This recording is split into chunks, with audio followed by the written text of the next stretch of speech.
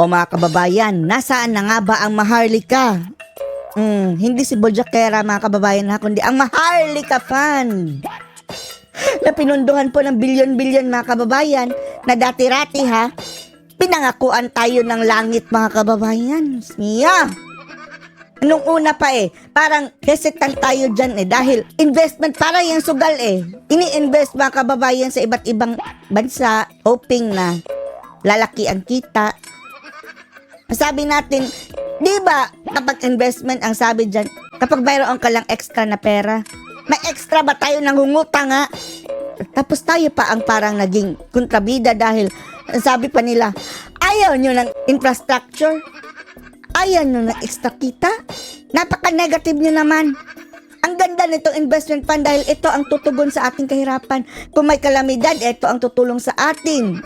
Ito ang makakapag-build sa ating ng mga tulay. At umabot pa nga sila sa mga kababayan. Na isa daw sa aim dito sa Maharlika Fund mga kababayan ay ma-explore natin ang kalawakan.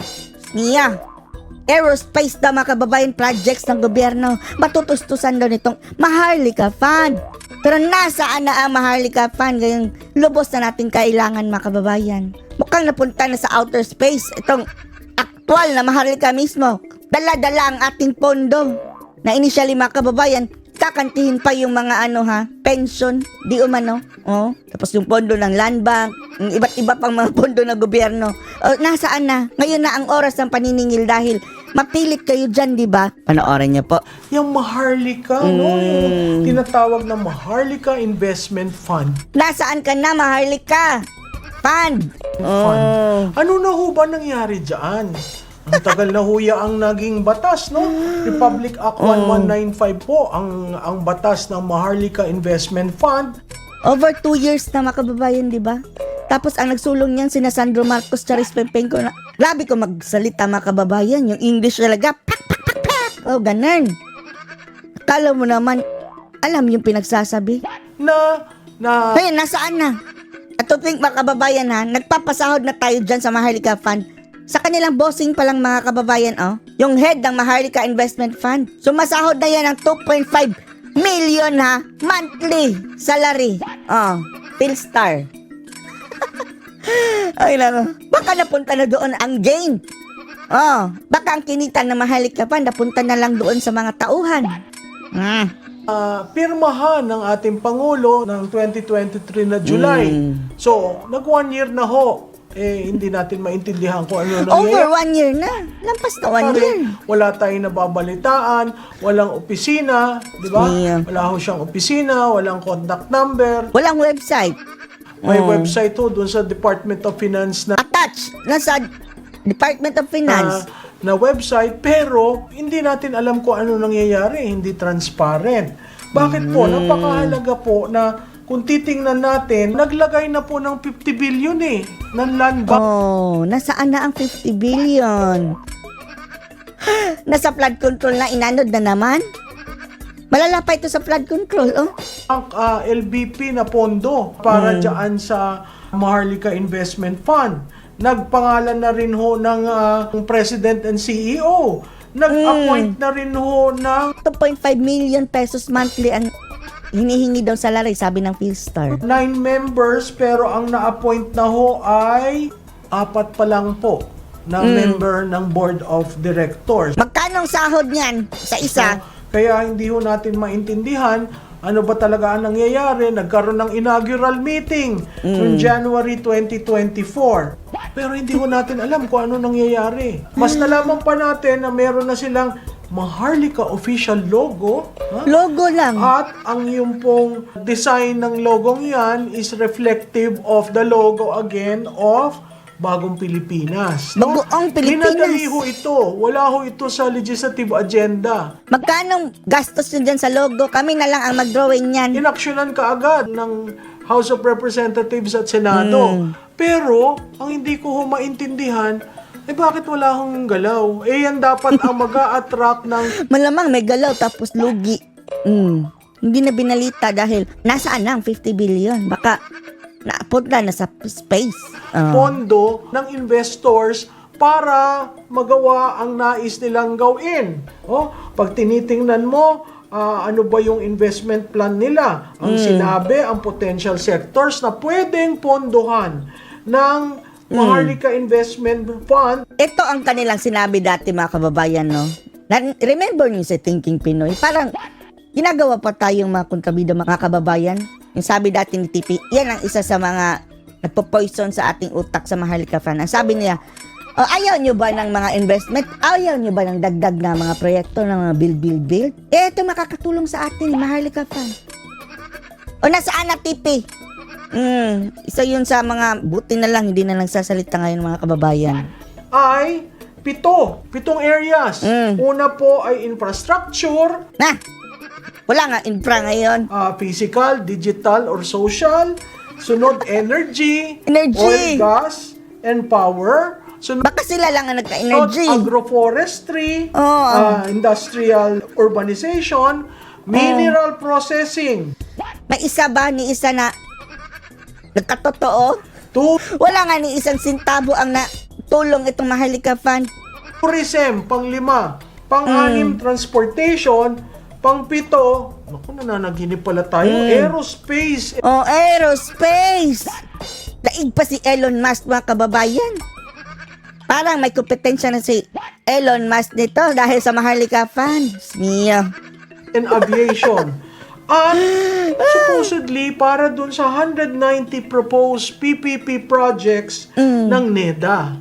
Abay, isang taon na nga ho, no? Mahigit na isang taon na in existence si Maharlika Wala man lang Investment update, Fund. di ba? Wala naman hong sinasubmit na quarterly report. Kahit ho yung oversight ng Kongreso, Tapos 50 billion initial lang yan ha. Hindi pa kasali yung mga additional na mga funding mga kababayan na hindi natin alam. hindi rin ho nagpo-function at walang kwine-question. Ano ba talaga nangyari na dito sa Maharlika Investment Fund? At isa sa red flag na Maharlika Fund mga kababayan no, dahil ang sabi ay iyang mga mga trabahante nila mga kababayan, mga bossing, mga head, mga manggagawa ay exempted sa salary standardization law. Ibig sabihin, wala pong limit kung gaano kalaki ang kanilang tatanggaping mga sahod mga kababayan. Sky is the limit hanggang space. Oh, just me. Ang sinasabi po nila, lumalabas na hindi naman siya talaga surplus fund. Yung merong savings ang Wala nga gobyerno, tayong surplus. ginamit para dyan. Hindi po. Anong ginawa sa Land Bank, abay tinignan lang nila yung earnings ng 2022, ibinaba ang remittance, kasi GOCC ho ang Land Bank, ibinaba ang remittance to zero, na free up yung pondo, yun ho ang linagay sa Maharlika Investment Fund. Sana hinayaan na lang yan sa Land Bank dahil mayroon namang mga financial manager yan na Land Bank eh. Sila na lang ang mag-invest niyan, sila na lang bahala dahil alam na nila paano gamitin ang pera. Eh ngayon ito nalaga sa Maharlika. Ano ba nawala ang na. mandate ng Land Bank? Nasaan na? Yan ang Land Bank, oppose yan nung Sagutin nyo, nasaan? umpisa, di ba, ang Land Bank para sa agriculture, di ba? Ba't ho kinuha? Tapos ang isa nilang important na areas for investment is agroforestry, no? And industrial urbanization. Mga hibang, no? Mga budol talaga So mga hindi ho siya kababayan. surplus fund. At kung titingnan nyo ang libro ng ating gobyerno, Tapos isa pa sa kanilang budol mga kababayan na, o kapag makuha ng mga ginto ng mga Marcos, dyan ilalagay sa Maharlika Fund. Ginto na mga Marcos, nagbenta nga ng ginto dyan sa gobyernong ito mga kababayan. Gold reserve natin sa Central Bank. abay, mataas ho ang ating utang, paano nagkaroon ng surplus? Ang ginawa ho, humanap lang ng pondo to start up yung investment fund. Pero Nakalimutan na lang nila yung Maharlika Fund mga kababayan. hindi na dadagdagan. So, paano na yung Walang na-invest na pumapasok. billions? Kaya nga ho, walang report eh. Ba't tayo nagmadali dyan? At, ang nakakatawa ho, naku, sus, Ginoo, nagbigay ho ng budget nung May 2024, nakasecure siya ng 22 billion budget para sa kanyang corporate operating expenditures para sa 2024. Operating expenditure 22 billion. Lugi na tayo na. Operating pa lang yan, May expenditure. budget na ho, wala pa silang ginagawa. Oo. Ang nakakatawa doon sa budget, pag tiningnan nyo yung sweldo, nung kanyang president CEO, abay, Nakakalula. lumalabas po 2.5 million Mas Per mataas month. pa siya sa members ng Monetary Board, 2.5 million Oh. a month. Sa isang taon yan, mga kababayan, halos, ano yan, mga 30 million. Oh, 30 million. Halos Sarap ng kapantay buhay. na ho ng Bangko Sentral. Wala pa, hindi pa kasali yung 13th month niya na 14th month allowances. Oh, mas malaki pa mga allowances dyan. Ubos ng pera natin dyan pa lang. Governor. Abay, pag tinamis mo yan ng 12, ayan ho ay 30 million a year. Sweldo pa lang ng isang tao. So, ang tanong natin, Hindi pa kasali mga ano benefits. ba talaga ang gagawin nyo sa Maharlika Investment Fund? Kasi ho, Tapos kung absent, walang deduction pa yan, mga kababayan. ang promise ng Maharlika Investment Fund, doon ilalagay ang pangpondo para sa malalaking proyekto. Oh. Eh, wala akong nangyayari. Wala akong tayo nakikita malalaking Kahit proyekto. nasa flood control lang, di ba? Yan na sana ang itutulong ng Maharlika. Oh, di ba, matagal na sila. Sana, yung kahit na may income na, unahin natin ang flood control. Kahit isa lang, isang flood control. Wala! Bagkus, ang ginawa nung last year na budget, merong allocation from the government, merong allocation from the foreign na hiningaan natin ng tulong para sa mga proyekto, nawala ang counterpart fund ng gobyerno. Kaya ho noong 2024, wala hong big ticket project na Wala. umuusad. Zero. So, meron kang Yung mga foreign assisted mga kababayan, yung talagang malalaking project. Katulad ditong Panguil Bay Bridge, Cebu Cordova Bridge. Wala. investment fund, inalsan mo ng counterpart, ano ba ho talaga ang gusto nung mangyari nitong administrasyon na ito? Wala ho kayong matulak na, ito patapos na, ito magsisimula. Kahit na ho yung Kinalimutan na, pangarap mga kababayan. Bataan to Cavite, nabinbin ho yan. Eto, ano yan mga kababayan? Bigyan natin ng 25 years, another 25 years bago magkatotoo yan. Mag-antay tayo ng na naman mga kababayan, presidente katulad ni dating Pangulong Digong. Katulad ng Panguil Bay Bridge. Kasi PRRD lang ang nakapagsimula talaga. Yung ating trend, hindi ho yun natapos kasi may problema pagdating mo sa San Jose del Monte, sa Bulacan. Problema na naman. So, ang ating nangyayari, wala akong tigil at nakikita nyo naman tuwing umuulan kahit monsoon rain, nagbabaha ho. Kumusta na kaya yung subway natin?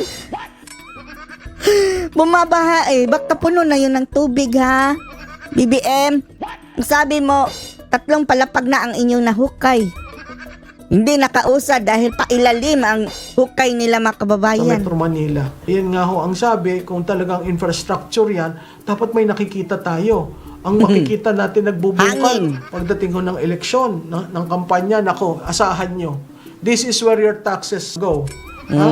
During the election, you see them. Ang infrastructure ng Bangag administration ngayon mga kababayan, yung mga magagandang kalsada sinisira, binubutasan o nire-repair kahit okay pa. Yung mga magagandang kalsada na pwede pa namang madaanan, maayos pa nga ang iba mga kababayan. Sa halip na sirain nyo yan, yung pangsira nyo dyan, pang-repair sa kalsada, igawa nyo na lang ng bagong kalsada doon sa hindi pa simentado, mga ungas.